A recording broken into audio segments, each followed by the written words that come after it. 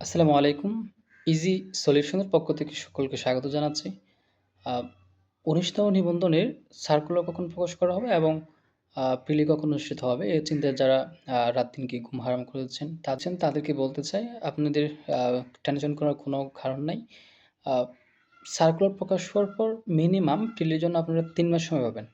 আমি যদি ১৮তম নিবন্ধনের তারিখটা যদি বলি, এটা হচ্ছে আপনাদের সার্কুলার প্রকাশ করা হয়েছিল ২ নভেম্বর ২০২৩ সালে এবং হচ্ছে সার্কুলার প্রকাশ হওয়ার পর ৯ তারিখে হচ্ছে আবেদনটা শুরু হয় এবং এই আবেদনটা চলে হচ্ছে আ ২২ দিন পর্যন্ত চলে, অর্থাৎ ৩০শে নভেম্বর পর্যন্ত চলে।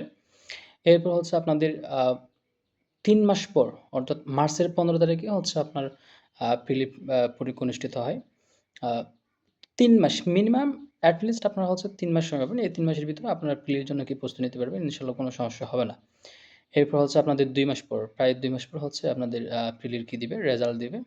এরপরে বাকিগুলো রিটেন হবে। এরপরে হচ্ছে ভাইভা। এরপরে যা করা দরকার এগুলোই হবে।